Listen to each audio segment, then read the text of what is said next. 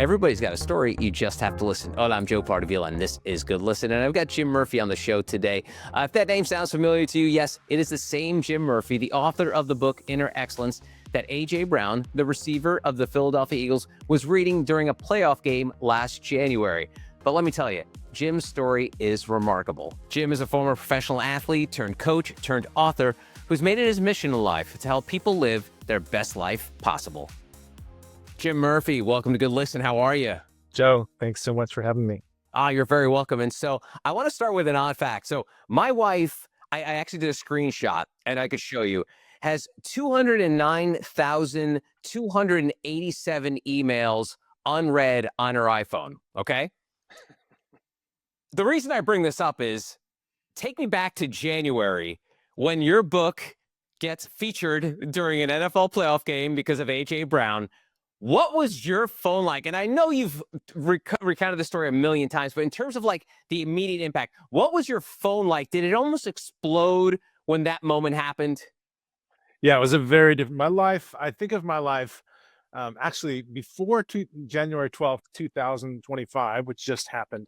I used to think of my life between before meeting Zoe, the homeless harpist in downtown Denver, when I almost had a mental breakdown, before and after, because that was two very different parts of my life, how my life really changed. And it happened again, January 12th, 2025. So just a few months ago.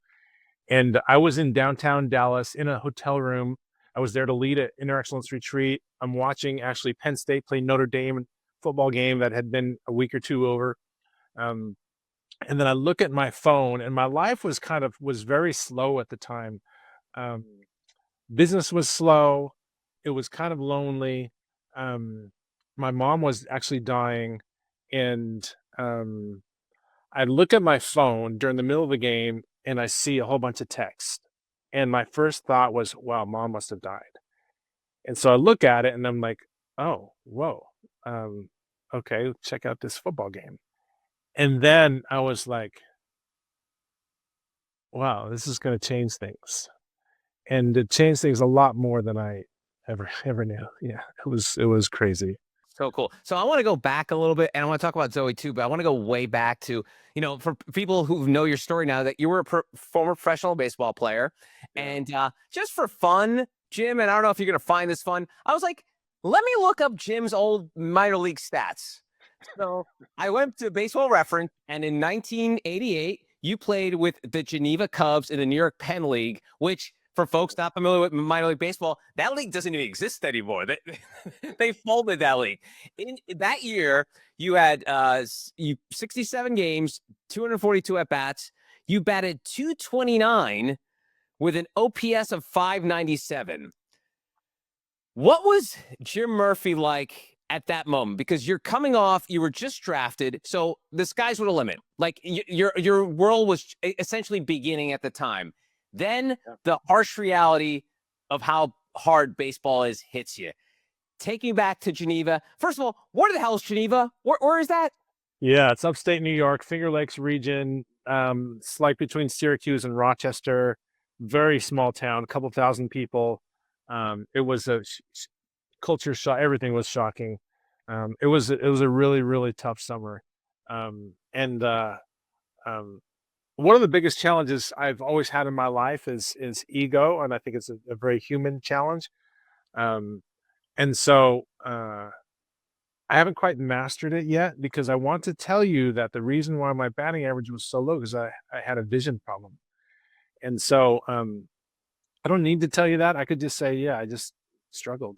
But my ego wants to say, look, Joe, I was actually a pretty good player, but I had a vision issue, and so you should think better about me, and so I can feel better about myself. And that's my ego coming in there. So yeah, the Geneva Cubs summer was really, really tough. I mean, I was making, I think, $550 a month was my salary, and we don't get paid in the off season. So this tiny little town, we lost 18 games in a row. I couldn't see. I was struggling with my vision. It was just one of the toughest summers of my life for sure. Wow. And fast forward, you become sort of like a career minor leaguer, and it all comes ahead in 96 with the independent Tri-City team. And I think this is a moment that happens to a lot of players that even like major leaguers where like they call them 4As, where essentially like you're really good at the minor leagues, but eventually you get to majors and they kind of find you out, you don't adapt, and you eventually retire. You never made the jump to the majors, but like tell me about that final decision to be like, I've had enough. Like this is it. Yeah, so my story is kind of unique. Drafted by the Cubs, played 3 years in the minors, struggled with my vision every year. Although at spring training, I had a really good spring training one year, but it was really a long struggle. And then, in fact, one time I was in the middle of a game with the Cubs, and the pitcher was blurry. And I remember it was not just blurry, but it was kind of moving. And so, and he's going to throw this 90-mile-an-hour fastball, and it was so bad. I was like, I can't even, like, it's just too dangerous to even stand in the box. And I remember walking off the field. I didn't even say anything to my manager. I just said, I'm done. And then he was so mad. He's like, in all my years of baseball, no one has ever treated me like this, or something like that. He was so like, what did I care? I was like, my career is I can't see. And so, yeah, it was really tough. I left the Cubs, and I didn't touch a batter ball for 3 years. I went and played pro baseball again, or semi-pro.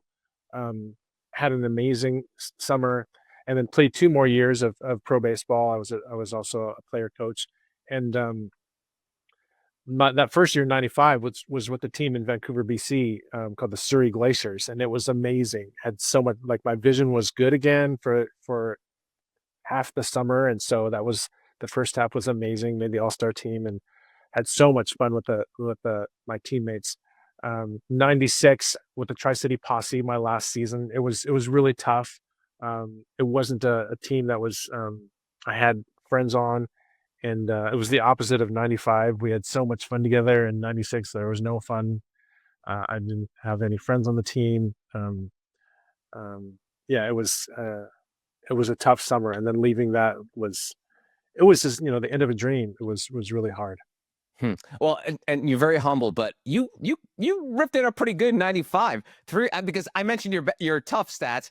'95, 307 with an OPS of 872. That would pay you handsomely in the major leagues. So very nice. And then even in '96, you had a pretty solid year. All right, so you walk away from the game. And I think this is one of the things that most athletes struggle with. And it's usually, and when, talking to athletes, Jimmy, I'm sure, as your years as a coach and advisor, you notice that it's not the game they miss, it's that sort of camaraderie piece that you're referring to early in your career. Yeah. Was looking back at it now, is that the thing you miss the most? Just like the guys in the locker room, and as you know, baseball, a long grind. It's a long 6 months. It's like every day you're playing. What is that? What you miss most? I don't know if I'm putting words in your mouth, but is there anything else you miss about the game? So, yeah, that's. I think it's so important to know that we're created for a relationship. That's why we're created for a relationship. And then the greatest punishment in prison is to remove all relationships. So, get in isolation. And so, I remember, like, one of the so 95 with that team and Surrey Glaciers was such an incredible year. One of the highlights of my life. Had so much fun with those guys, and um, yeah, I mean, I had an amazing first half, like, baseball wise, but it was definitely the relationships and the fun that we had together. And that's kind of what happens to people, is that, and what's happened to me is that I've obsessed my whole life about the symbols of success, when what I've always really wanted was to feel fully alive. And if you want to feel fully alive and have an amazing life with amazing experiences and deep enriching relationships, learning and growing and making a difference, that's a very different life than making $1 million, or winning a gold medal, or becoming world number one. And so what's great is that if you pursue this life of fullness of life, it's going to give you the best chance of achieving anything great. All right, so walk me down the path a little bit here, Jim. After you walk away from the game, it's obviously a tough part of your life. Tell me what led you to that moment that you referred to earlier with Zoe, and just kind of give us an overview of kind of how that went down. Because I'm sure I think we always remember our worst times more than our best times. It's Yeah. a funny thing about humans. So I'm sure you probably remember more in detail about that than hitting 300 in a season. So take us back to that time. Yeah. So, yeah, that was really hard. I go back and then now I get a job downtown Seattle. I'm driving a truck for FedEx, and it was really hard to go from being a pro athlete to being a delivery driver for my ego. It was really hard. And then I get a call from Major League Baseball. And no, before that, a teammate says, "Hey Jim, would you take over coaching my high school team?" As a junior varsity coach at O'Day High School in downtown Seattle, all boys school. And I had no interest in coaching. Never occurred to me. Didn't think I could help anybody. And but it lined up with my schedule with FedEx, and so I did it. And we went undefeated, and I had the best time with those kids. And so that's when I decided, oh, I thought my destiny was to be a superstar Major League Baseball player or NFL player, and realized, oh, my destiny was to be a superstar Major League manager. But now, how do I go from coaching 15-year-olds to managing the Yankees and winning the World Series? And so I came up with this elaborate plan, get a master's in phys ed, so I can get a job teaching PE, coach the baseball team, win a state championship, get a job in college, do the same, get a job in the pros, work my way up, and then eventually win the World Series and do it again and happily ever after. That was my long-term plan. So I enroll in coaching science, human kinetics, University of British Columbia in Vancouver, BC. And I started the baseball team there, get the master's. And then I was a personal trainer while I was there to pay for school. And one of my clients was this life coach. And he helped me go for a job. He said, let's go for a job, skip the high school college route. Let's go for a job in pro baseball right out of grad school by getting to know the people that can hire you. And so it was a brilliant idea. And so I did my master's paper on how to build a championship team. I sent a snail mail letter, for younger people, they may not know what that is, stamp in an envelope, and to 60 letters, all 30 teams, one to the GM and one to the field manager, and told them I'm studying how to build a championship team, doing a master's degree on it, and can I interview you for 20 minutes?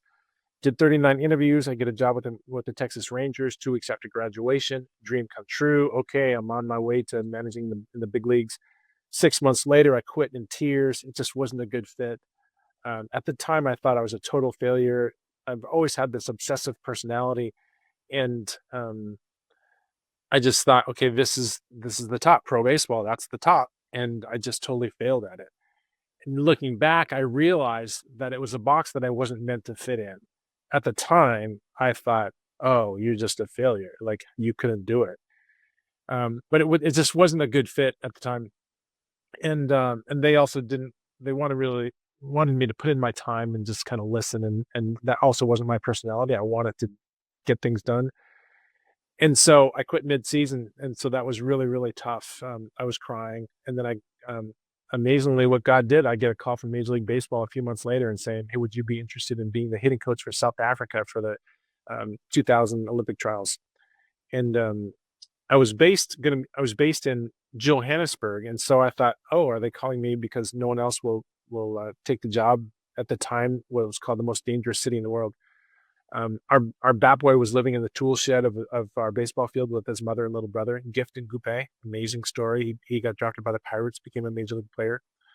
I'd never seen real poverty. It really changed my life, and made some lifelong relationships, friendships on that team.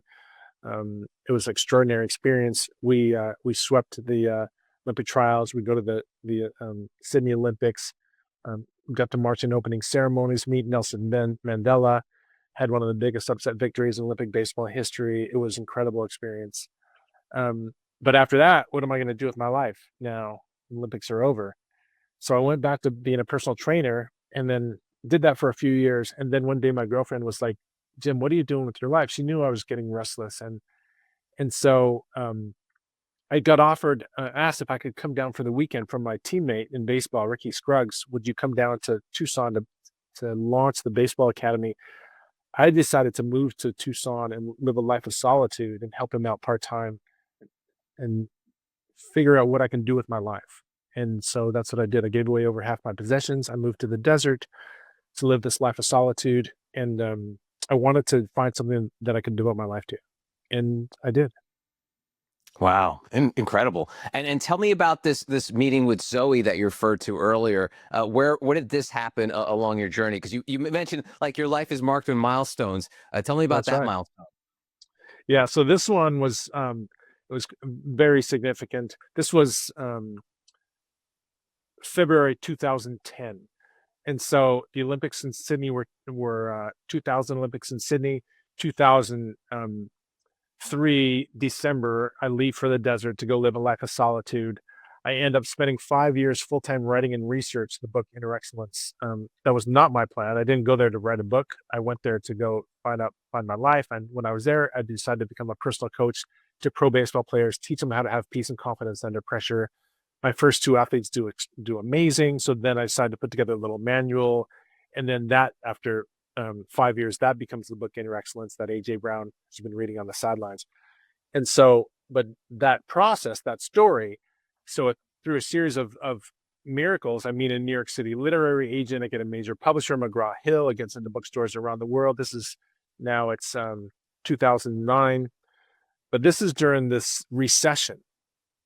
And I had spent my life savings, and I went $90,000 in debt over the 5-year period. And so the book's in bookstores around the world, but I have no money to hire someone to market the book. I don't know how to do marketing, and I don't like promoting myself. So I'm in downtown Denver, February 2010, during the Vancouver Winter Olympics in my hometown, Vancouver, BC. Everyone's having a great time, and I'm falling apart.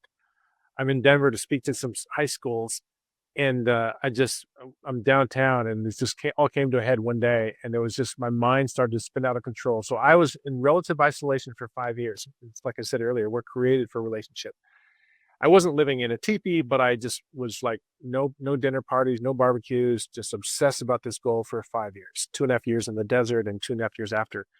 And so this is the end of the 5 years. So got my goal. It's in Barnes and Noble and bookstores around the world, but I was falling apart. And this is what can happen when you don't have someone there to tell you the truth about who you are and what's possible, which we all need in our lives, to remind you of that. And so I'm in downtown Denver, and I'm thinking, yeah, the book's in bookstores around the world, but you've got no money to hire someone to market the book. You don't like promoting yourself. If no one hears about the book, no one's going to buy the book. If no one buys the book, Barnes and Noble will pull it off their shelves. And this could happen in a matter of weeks. 5 years of all of this time, money, effort could all go down the drain if they pull it off the shelves. And I could see no way how that wasn't going to happen.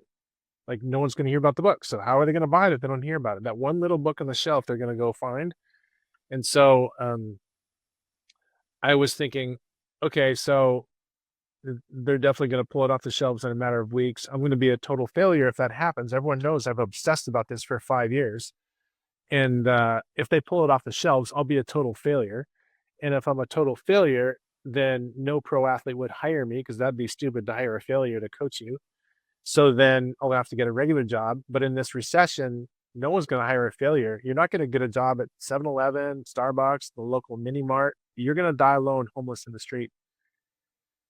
So that was my mind spinning out of control, so much so that, one negative thought led to another, that my knees started to shake, and like, I'm going to fall to the ground, like cut it off in a white jacket type of, I'd never experienced it before or after. It was scary.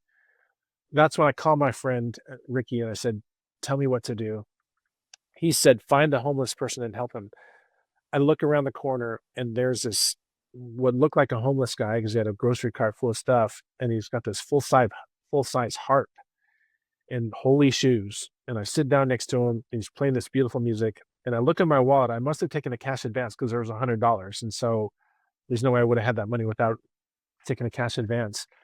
And most of my credit cards were maxed out. So I gave him all the money, and then I leave to go back to where I stand to run on the treadmill to try and breathe and get through the day.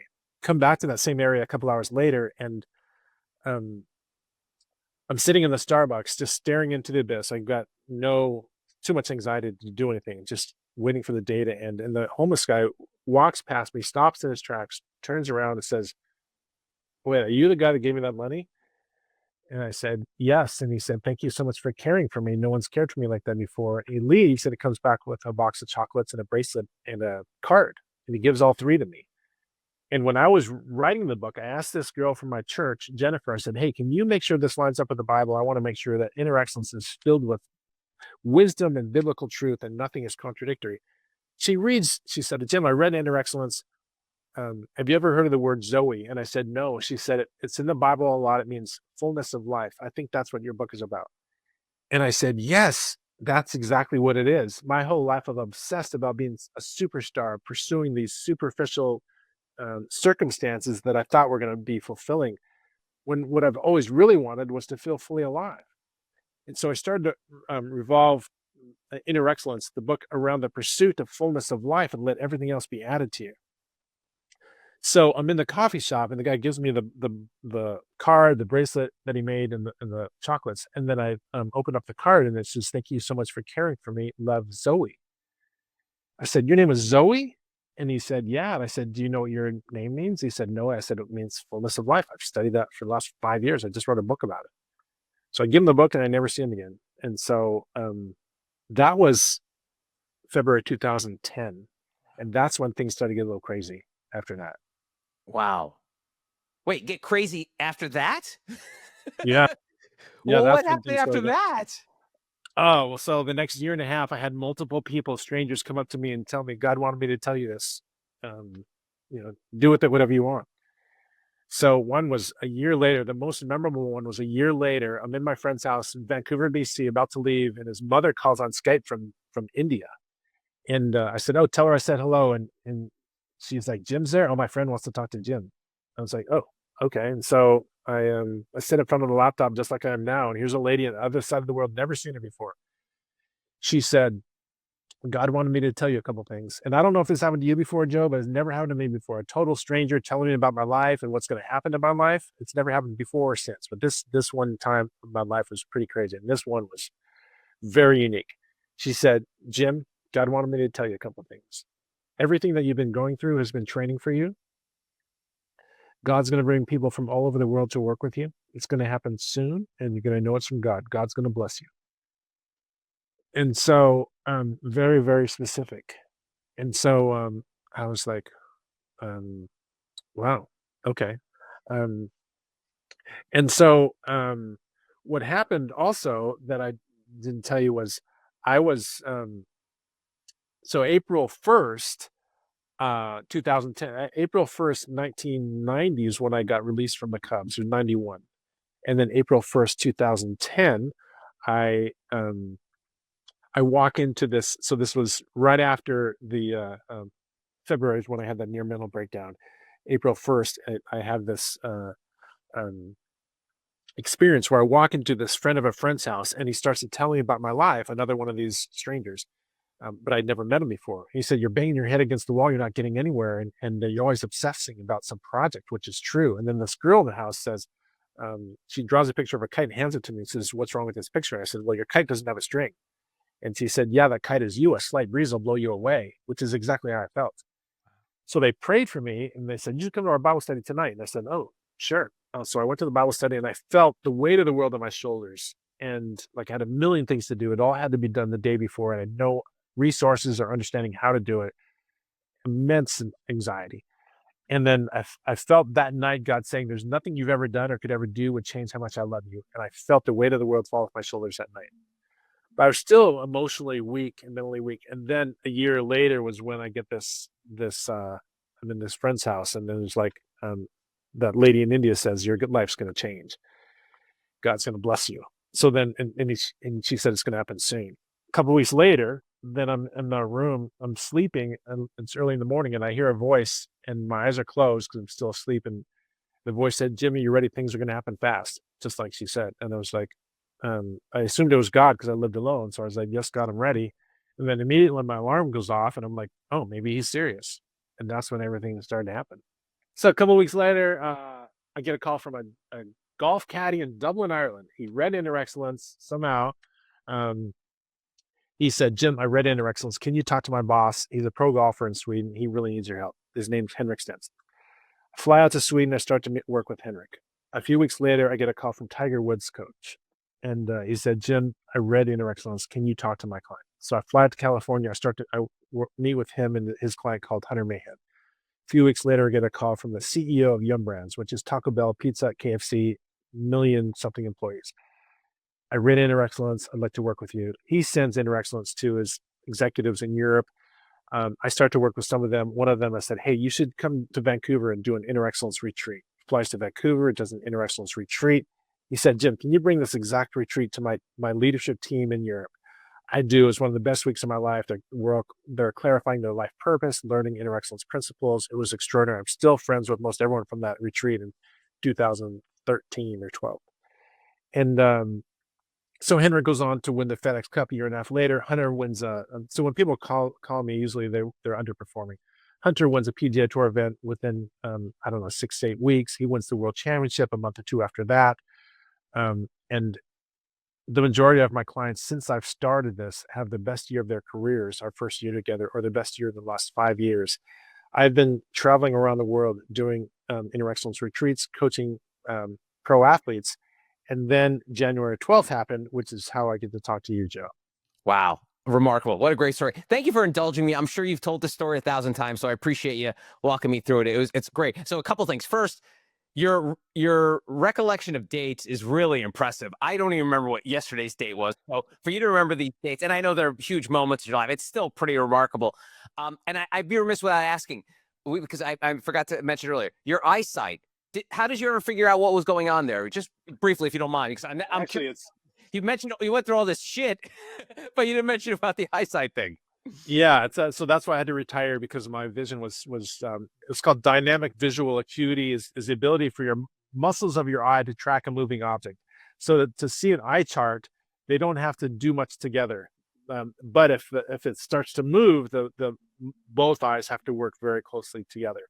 And so it was hard because my eye chart vision was better than 20/20, but the Wow. dynamic visual acuity was very, very poor. And actually, the Cubs never figured it out. What happened was I was in school going to University of Washington, and I took Spanish 101 and I got a 2.1, terrible grade. And then I took Spanish 102 and I got a 3.4 or something. And the difference was after 101, that term I was like struggling in school, and I remember buying a can of Coke when I used to drink pop, and so I could have the caffeine, so I could stay awake because I was getting headaches while I was reading. It was just hard. And now I think about all the kids that, like, their parents, they don't understand they've got a visual problem.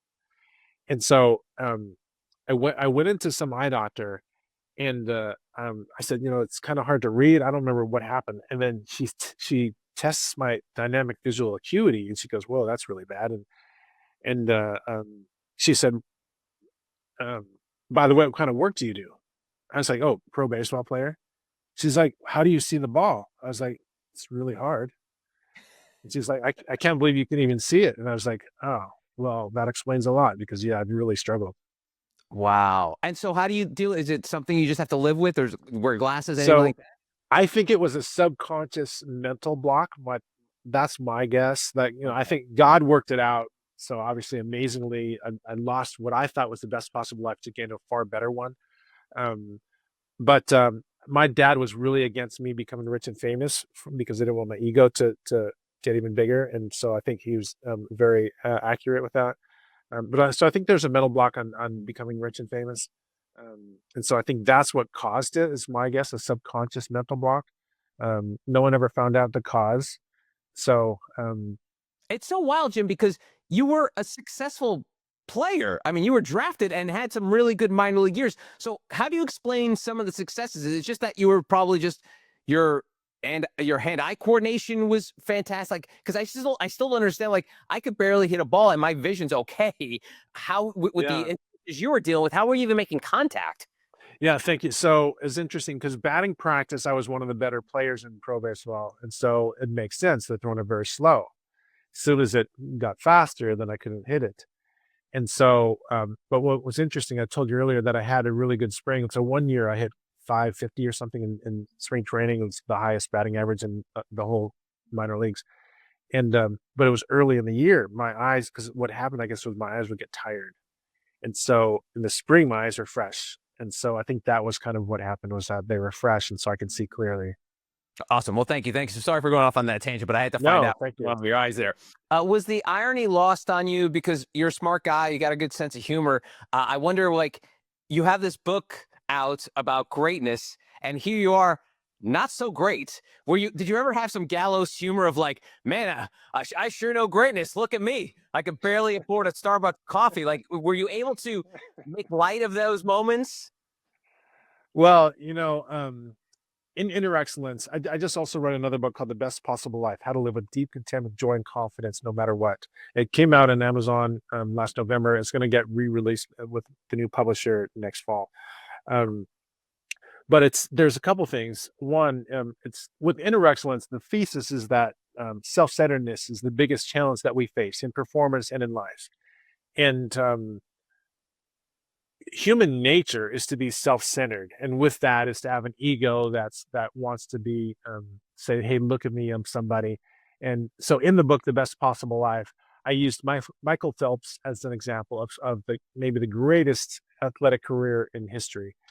And how much credit does he get for this incredible accomplishment? And what I say is 2%, um, God the other 98.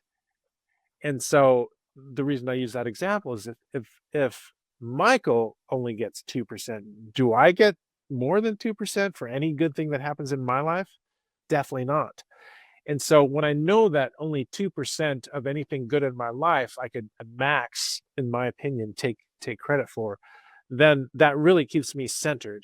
And because as soon as you start to take credit for your life, then you've got to take credit for all the mistakes. And with my clients, I tell them, I said, look, you're not responsible for your results.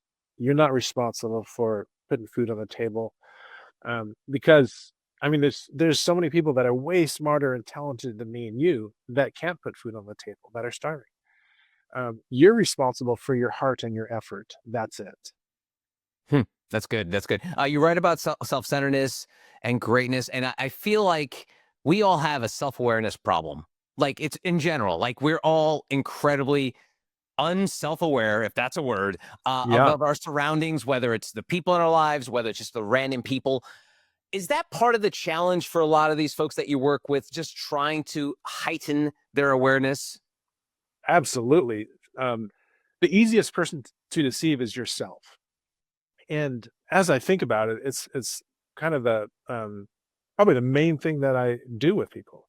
I help them clarify who they are, what they want most, how to get it, and like I define humility as an accurate view of self. And so I help people get an accurate view of themselves so they can live with fullness of life. And how, any tips? I know we want people to read your books and follow your coaching methods, but for improving self-awareness, I mean, obviously intentionality has a lot to do with it, but what advice do you give to people who struggle with self-awareness? Well, I think when you realize that the biggest challenge that you face in your life right now is self-centeredness, that will be huge self-awareness. Because and the reason that is, I mean, this was I mean, I have my degree in undergrad is psychology. My master's is coaching science. But the 5 years I spent full time writing and researching the book was so instrumental. And when you realize that our human nature is self centered, that's the default, and we need to be that way just to even live. We've got to feed ourselves and clean up after ourselves and look both ways when we cross the street. So it's our default.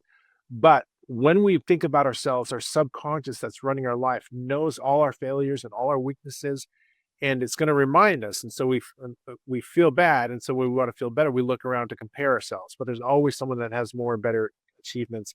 So then we feel worse, and so then we try to we go into the self-protection mode, which creates overanalysis, and it creates judgment of self, others, and circumstances, and extreme self-consciousness, and we go into self-protection.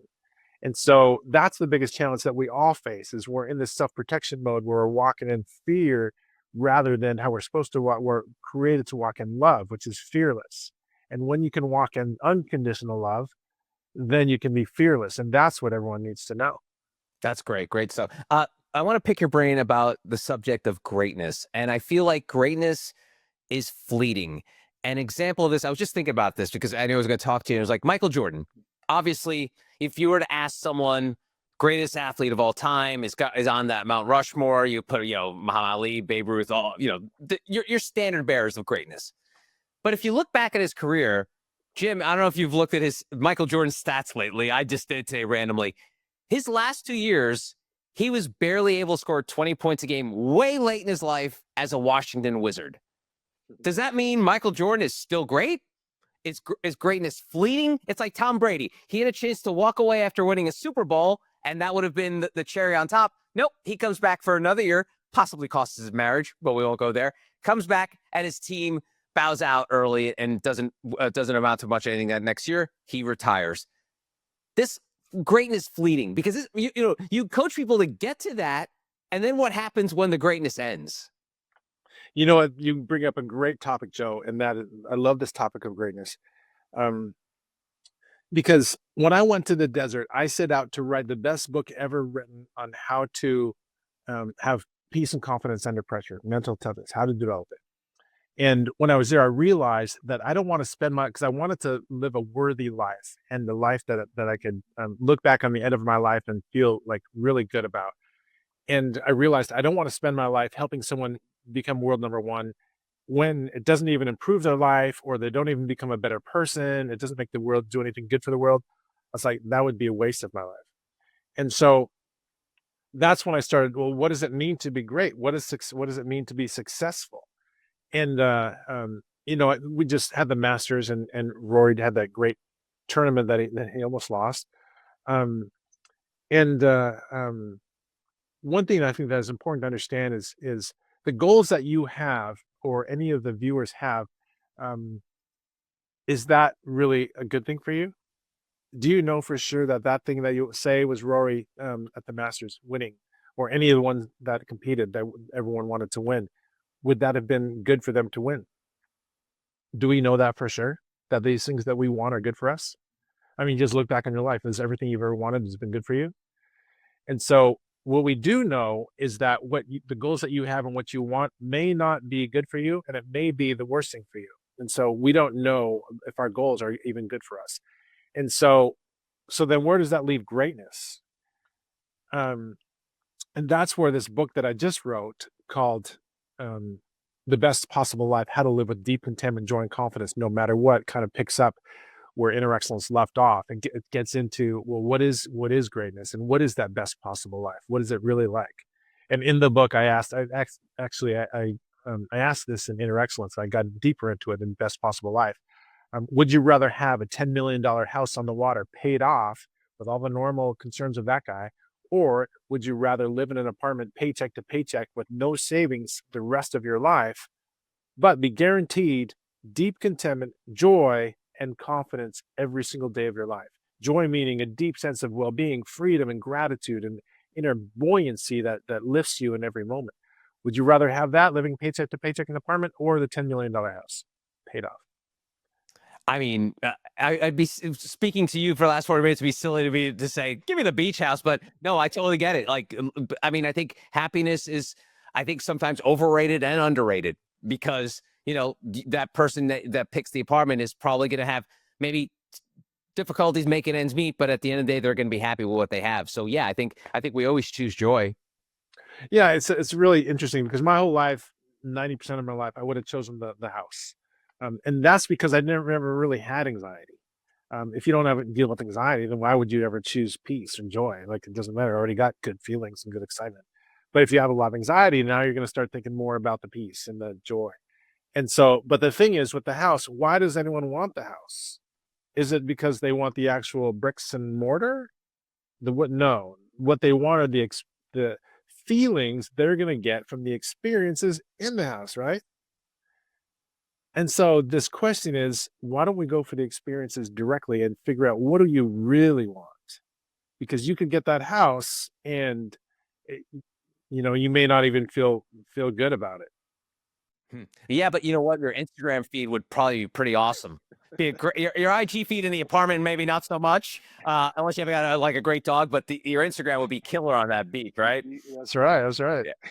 All right, let me ask you this, because you talked about the struggles of when you first released Inner Excellence, and essentially no marketing. Your publisher just kind of threw it out there and hope for the best. Luckily, it kind of God works in mysterious ways, as they say, and it found its way into other people's hands. And AJ Brown. This time around, new publisher, major promotion. Is this like, I mean, it's almost like a night and day, like, oh my God, this is what a publisher, this is what an author really wants, right? Yeah, it was crazy. So when it was great to have McGraw-Hill, but I was, a no name. And I think what happens typically, at least back then, is a major publisher, maybe they sign 100 authors during the year, and then whatever books kind of take off, they start to kind of promote. And so I think that's fairly common. I don't know, at least back then. So now this was a very different scenario because Inner Excellence, I got the rights to it in 2018 or so. And so then I self-published in 2020, and that's the book that AJ Brown is reading. And so now Hachette Book Group there's an auction, and they won the auction, and I chose them. And so they're now publishing it, as well as Hachette Book Group UK, and so taking it around the world. And so now it's in 25 languages and counting, or something like that, going to be published next year. And so, yeah, it's a very, very different experience. And I've that first week, there was a lot of tears of gratitude, not because my life was slow at the time, but I was in 23 countries the last 2 years, coaching athletes all over the world. And so I've had a pretty great life. The tears of gratitude really came down to one thing, that God would choose me to share this message all over the world. I just really felt like God chose me to share this message with the world. Not my message. Like, you don't have to read Inner Excellence to read this message. It's really kind of a taking the Bible, and like, how can you take the Bible and use it to help your life, be better in your life. That's kind of what I tried to do. And so, yeah, the immense gratitude for God choosing me was pretty amazing. Awesome. His name is Jim Murphy. The book is Inner Excellence: Train Your Mind for Extraordinary Performance and the Best Possible Life. Jim, thanks so much for the time. I really appreciate it. Joe, that was amazing. I'll have to do it again. And that's going to do it for this episode of Good Listen. Thanks so much for spending some time with me today. If you're watching on YouTube, please tap that thumbs up button. It's a small gesture, but it really helps the channel. If you're listening on Apple or Spotify, 5-star review, that would be awesome. If you want to catch up on my blog and past episodes, go to joepardavila.com. Until next time, adios.